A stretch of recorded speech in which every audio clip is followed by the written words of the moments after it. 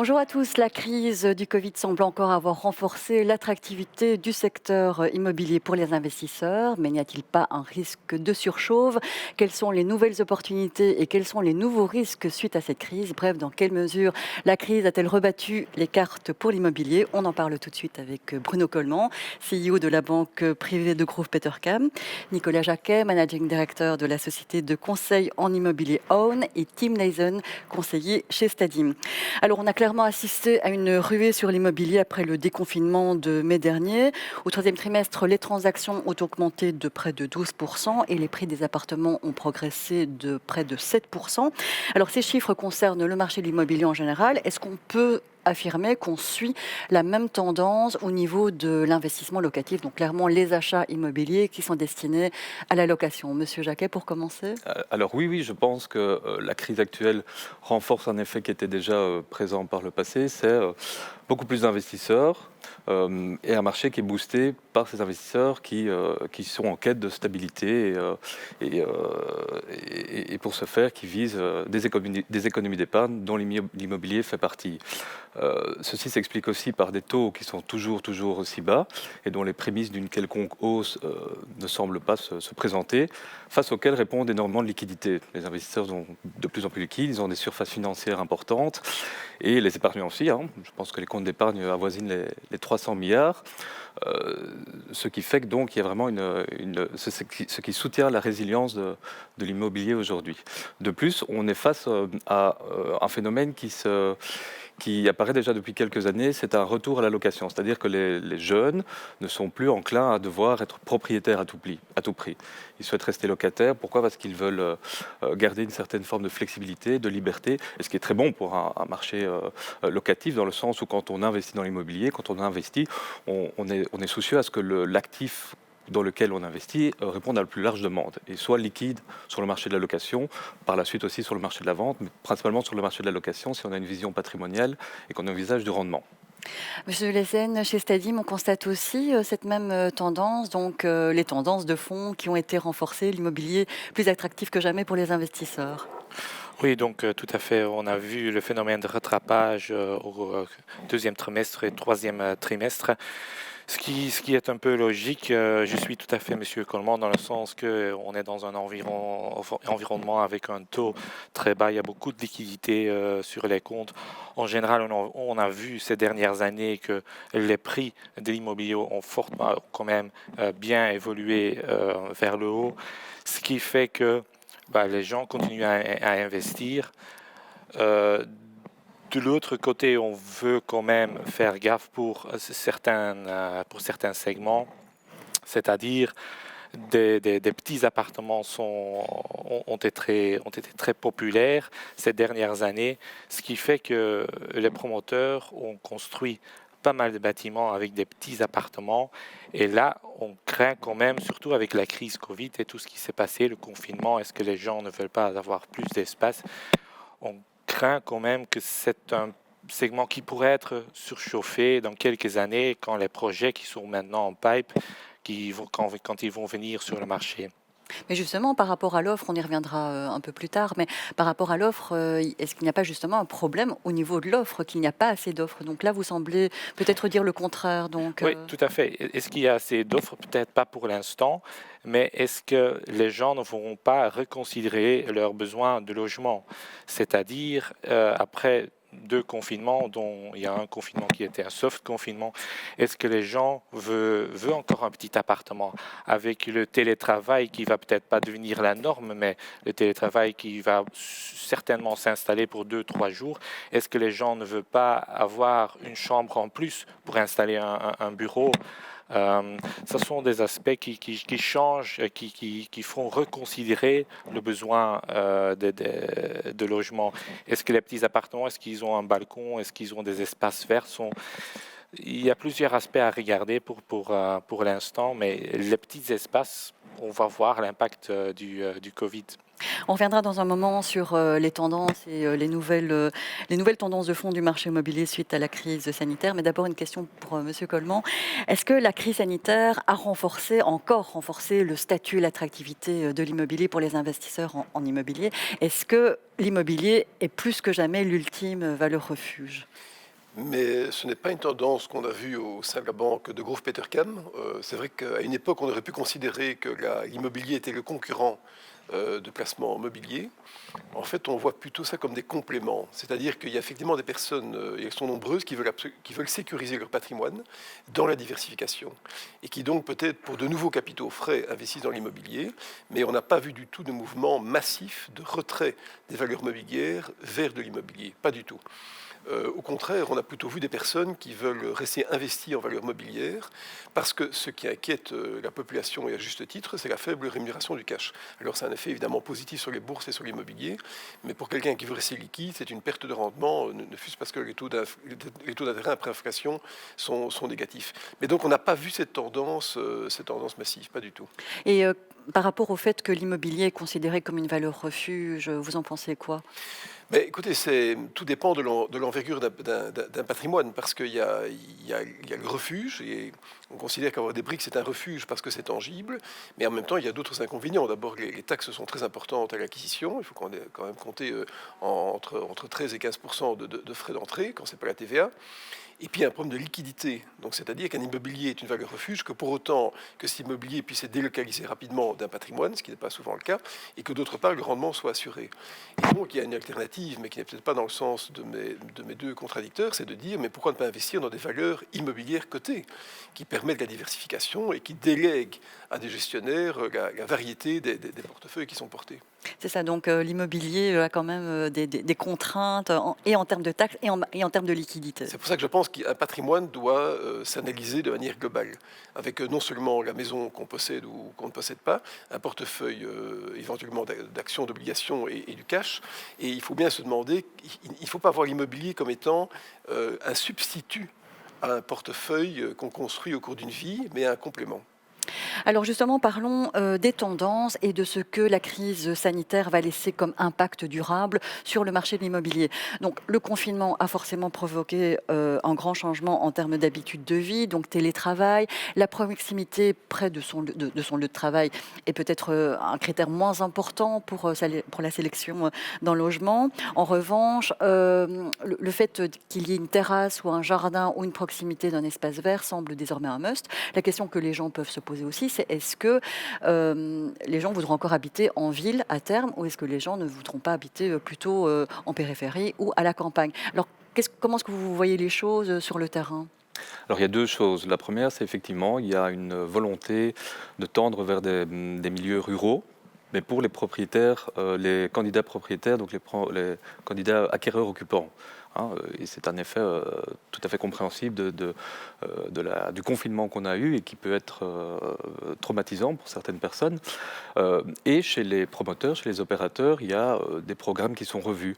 On parle je pense qu'il y a un bon nombre d'opérateurs en Europe qui sont en train de mettre un stand-by un petit peu aux opérations qui sont en cours pour revoir les programmes des immeubles et envisager, comme vous le dites, des espaces beaucoup plus grands, des terrasses, des lieux extérieurs, mais aussi des pièces permettant à pouvoir faire du télétravail.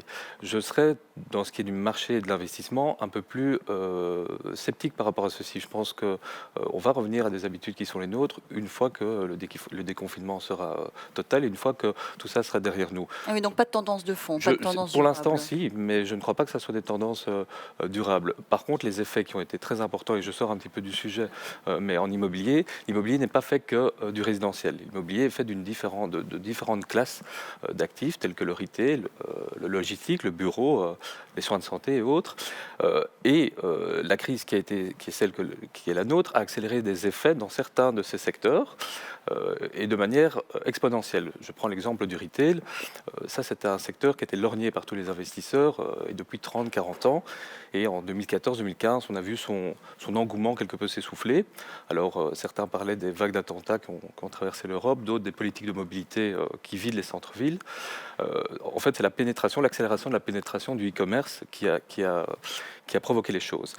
C'était une mutation qui était encore contenue. la crise actuelle a accéléré les choses de manière exponentielle.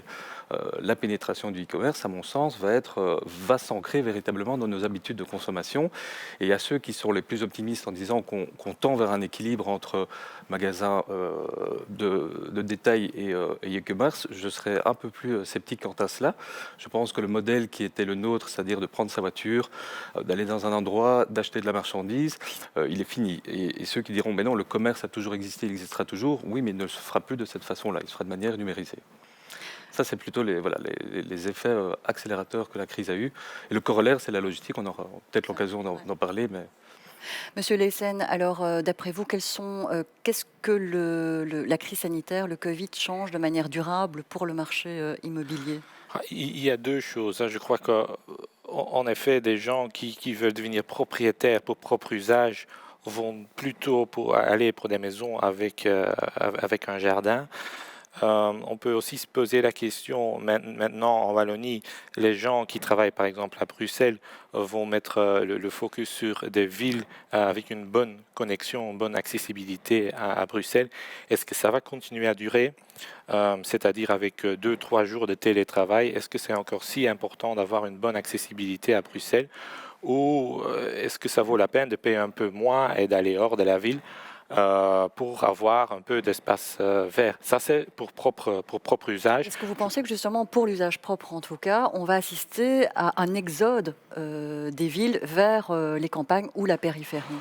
C'est très tôt à dire. Moi, je veux juste mettre ça en avant comme une possibilité. Est-ce que tout le monde va le faire? Non, parce qu'il y a des gens qui aimeraient bien habiter en ville, il y a des gens qui aimeraient bien avoir plus d'espace vert, qui, à l'époque, ils ont fait la comparaison, oui, qu'est-ce qui est le plus important, avoir une bonne accessibilité, avoir plus d'espace vert. Ça pourrait changer. Est-ce que ça va être un exode? Je ne crois pas. Je crois que pour les locataires, ça c'est moins important, c'est-à-dire sont quand même pour l'instant des gens qui préfèrent habiter en ville, d'avoir une bonne localisation, c'est-à-dire avec les services tout proches. Donc l'impact pour les locataires sera quand même limité en sens de localisation. Je reprends ce que j'ai déjà dit, une chambre supplémentaire, etc. pour le télétravail. Il y a aussi d'autres segments, par exemple un cote. C'est aussi très important pour les investisseurs. Là, on peut se poser la question, il y a beaucoup des investisseurs professionnels sur ce marché qui vont peut-être construire maintenant des bâtiments avec des espaces communs plus larges, plus aérés, peut-être avec un balcon, peut-être avec un jardin sur le toit. C'est aussi une évolution qu'on puisse remarquer dans le segment des cotes, ce qui pourrait avoir un impact sur l'investisseur non professionnel qui se situe quand même plutôt dans des bâtiments âgés, et ça pourrait créer une sorte de concurrence. Alors justement, par rapport à ce que vous disiez précédemment sur l'offre actuelle des promoteurs, alors il y a deux choses à dire sur ce thème-là. Donc l'offre actuelle des promoteurs ne serait peut-être plus adaptée aux nouveaux besoins des locataires, Oui. ou de l'investissement locatif du coup. Et Oui, donc, l'offre s'adapte toujours en retard à la demande. Il y a toujours un délai de 2 ans. on risque alors une suroffre, voire une bulle sur ce segment-là où l'immobilier neuf n'est quand même pas extrêmement bon marché. Cela dépend un peu de l'impact du Covid. Donc, si en effet les gens disent OK, on veut plus avoir un petit appartement, on veut avoir quelque chose de plus grand, ça peut créer moins de demandes. De l'autre côté, il reste à voir l'impact de la crise Covid sur l'économie même. Je veux dire, il y a des gens qui ont été touchés, qui sont en chômage permanent, qui sont en chômage temporaire. Il y a peut-être des gens qui voulaient devenir propriétaires pour propre usage, qui maintenant sont quand même un peu retenus et qui vont être poussés dans le segment d'être locataires, ce qui fait que si les plus faibles sont touchés, qu'il y a quand même de la demande pour des petits appartements. Alors justement, une question pour Bruno Coleman à propos de l'impact du Covid sur l'économie. Est-ce qu'on doit craindre une vague de faillite et donc, comme corollaire, une vague de licenciements et donc potentiellement des difficultés de la part des ménages à honorer le paiement de leur loyer? Ce qui ferait évidemment pression sur l'investissement locatif. Oui, c'est une excellente question. Il y a eu plusieurs demandes de bienveillance émanant d'hommes politiques en matière de tempérance de loyer. Il y a énormément de locataires professionnels qui ont demandé d'avoir des abattements de loyer, et on peut le comprendre. Il y aura certainement une mécanique juridique qui va se mettre en route pour reconnaître que c'est le fait du prince et que donc certains loyers ne sont pas dus. Mais on ne sait pas la profondeur de la crise, on ne la connaît pas. On aura sans doute une perte de PIB d'à peu près 10% cette année-ci. L'année prochaine, tout le monde voit, on va dire, une jouvence, parce qu'on a trouvé un vaccin, mais entre le moment où ce vaccin va être commercialisé et l'économie normalisée, il faudra encore une année, certainement, à minima une année. Donc on aura une année et demie, 2 ans encore compliqués. Et ça veut dire qu'il y aura un choc de crédit. Oui, bien sûr, il va y avoir des faillites. Il y a un moratoire sur les faillites qui a été installé, mais un moratoire ne veut pas dire que la faillite disparaît. Ça veut dire simplement que c'est une suspension de l'économie. Je crois que le gouvernement agit bien, c'est-à-dire qu'il essaye, tant que faire se peut, de tenir les balises de l'économie en évitant un écroulement de certains pans de cette communauté. Mais il arrivera un moment où il y aura des scories, il y aura un moment des choses qui vont s'effondrer, ça c'est tout à fait certain. Parmi les autres facteurs de risque pour l'immobilier en général et pour l'investisseur immobilier en particulier, est-ce qu'on peut dire que la fiscalité risque de changer? Donc on en a encore beaucoup parlé cette semaine avec le fait que la Belgique a été condamnée par l'Union européenne à payer une amende et des astreintes tant qu'elle ne se sera pas mise en règle en matière de taxation des revenus immobiliers des secondes résidences étrangères par rapport aux secondes résidences belges. Alors est-ce qu'il y a un risque que le gouvernement prennent des mesures, mais qui soient en défaveur de l'investisseur immobilier en Belgique? Donc, pour rappel, en Belgique, les loyers réels ne sont pas taxés. C'est sûr, mais on est dans un système qui est complètement archaïque. D'abord, les droits de mutation, les droits d'acquisition sont bien trop élevés. Les droits d'enregistrement à 12,5 sont, ou même plus ou un peu moins, c'est rédhibitoire. Ça veut dire qu'en fait, c'est une ponction sur l'épargne accumulée ou sur l'emprunt qui doit être constitué par quelqu'un. C'est un non-sens. Et ça pénalise la mobilité des personnes. Et en fait, on a élaboré cette fiscalité parce qu'on est un petit pays et que parce qu'on a un bon réseau ferré et routier, on peut se permettre quasiment, hors problème de mobilité, d'habiter où on veut. Donc en fait, on est pénalisé par l'infrastructure du pays qui permet la taxation. Deuxièmement, les revenus cadastraux n'ont pas fait l'objet d'une péréquation depuis 1975, on le sait, et donc ils sont depuis 1991 indexés comme étant un substitut à cette péréquation. Et effectivement, les loyers réels ne sont pas taxés. Alors on pourrait très bien imaginer une rénovation de cette fiscalité qui conduise à limiter absolument les droits de mutation, qui sont trop élevés, et d'autre part, avoir peut-être un jour, qui sait, une taxation des loyers réels, plutôt que d'avoir simplement un substitut qui est ce revenu cadastral indexé, et qui est d'ailleurs un peu inégalitaire, parce qu'en fonction de la création d'un bâtiment, on a parfois des revenus cadastraux qui sont trop bas. Donc il faudra repenser les choses. Le pire serait de garder les droits d'enregistrement tels qu'ils sont maintenant, et même la TVA, d'ailleurs, sur les bâtiments neufs est trop élevée, et d'avoir une taxation des loyers réels qui augmente la ponction fiscale globale sur l'immobilier. Il faut repenser les choses, et c'est compliqué parce que certains impôts sont régionaux, d'autres sont fédéraux, mais donc ça fera partie, j'espère, ça fera partie d'une réflexion plus large qui d'ailleurs été promise par le ministre des Finances. C'est ça. Donc en termes de facteurs de soutien pour le marché immobilier, donc pour l'investisseur en immobilier, on pense toujours évidemment aux taux bas. Oui. Alors les taux sont bas, extrêmement bas, voire négatifs, et cette tendance est appelée, elle aussi, à durer.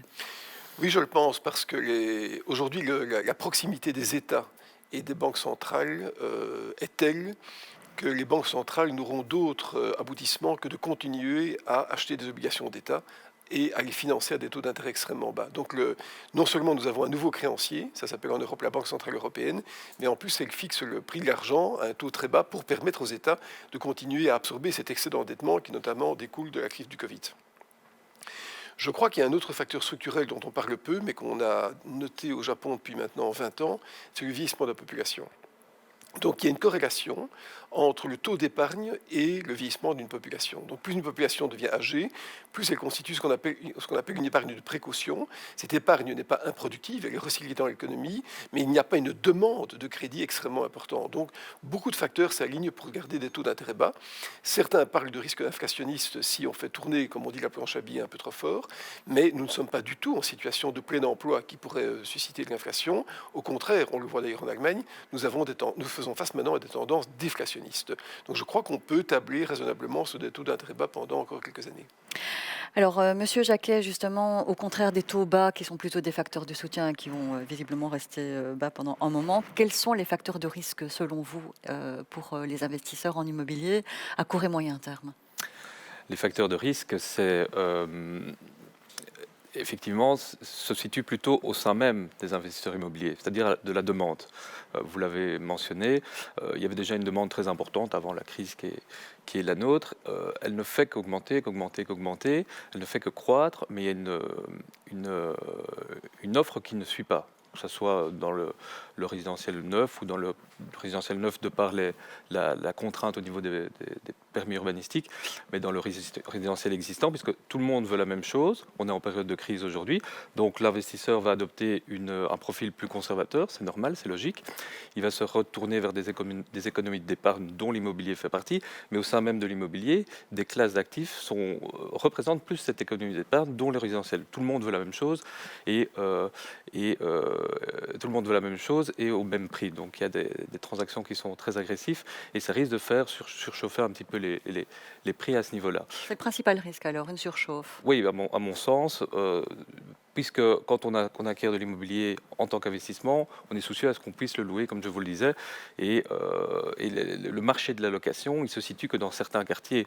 On parlait d'un exode des villes, il se fera, mais plutôt pour l'acquéreur occupant. Le locataire, c'est un profil jeune qui veut garder cette liberté, cette stabilité, et il se focalisera théoriquement dans les mêmes quartiers. Donc il y aura vraiment une pression sur ces quartiers et sur les prix qui peuvent s'y pratiquer. Tim Leysen, vous partagez cette opinion. Donc, en fait, l'étroitesse du marché locatif, finalement, et le risque Oui, de... oui, tout à fait. Je crois qu'en général, on va vers Belgique avec beaucoup plus de locataires dans le sens que c'est une tendance qui est déjà en cours depuis quelques années. C'est pas une forte tendance que le taux de propriétaires pour propre usage diminue à 10%, mais on voit pas à pas qu'il y a moins de propriétaires. Et je crois que le fait que les banques demandent autant de moyens propres, ça va faire qu'il y aura de moins en moins de gens qui savent acheter un bien pour propre usage, ce qui fait qu'il y aura plus de demandes sur le marché locataire. Pour l'investisseur, il y aura moins de problèmes dans le sens pour des propres moyens, simplement parce que les banques regardent ça au niveau du portefeuille. Ils veulent créer une sorte de loan to value d'un certain pourcentage. Donc si une partie d'un bien est déjà remboursée, ça permet d'acheter un autre bien. En termes de taux d'intérêt, je suis tout à fait d'accord avec M. Coleman. Je crois que les banques centrales ne vont pas faire des changements pour l'instant. Après Covid, les économies sont trop faibles pour être confrontées avec un taux qui a augmenté. Voilà, ce débat touche déjà à sa fin. Pour le clôturer rapidement, je demanderai à chacun très très brièvement de donner un conseil aux investisseurs en immobilier. On commence par vous, Monsieur Jacquet. Eh bien, le conseil, c'est quand on investit en immobilier, on investit d'abord, et c'est primordial, dans la localisation. C'est l'essence même de l'immobilier. On investit dans du foncier avant toute chose. Donc, peu importe la classe d'actifs, c'est la localisation qui primera. Outre cela, il faudra toujours être conscient, avoir en tête la liquidité du bien. Est-ce qu'il répond à la plus grande demande sur le marché de la location ou de la vente, puisqu'il y a la possibilité d'arbitrer, de céder l'actif. Donc, il faut toujours être attentif à cela. Et de plus en plus, parce que c'est dans la volonté collective et gouvernementale, la performance énergétique du bien, faire fortement attention à cela.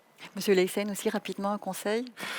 Si vous investissez dans le résidentiel, regardez aussi le rendement net et pas seulement le rendement brut, parce qu'il y a d'autres frais qui sont liés, comme les frais d'entretien, les assurances, les précomptes immobiliers, etc. Quand vous investissez dans un bien auquel une exploitation est liée, je veux dire un hôtel, des résidences, services, faites gaffe parce que vous dépendez quand même fortement de l'exploitation et à ce moment-là, c'est peut-être plus intéressant de regarder, d'investir dans une cire, par exemple, qui... Monsieur Coleman, très rapidement. Comme pour tout investissement, sagesse, intelligence, diversification et horizon de temps assez long. Et bien voilà, ce sera le mot de la fin. Merci à nos invités Bruno Coleman, Nicolas Jacquet et Tim Leysen d'avoir participé. Et merci de nous avoir suivis. La suite sur Finance Avenue, tout de suite en streaming.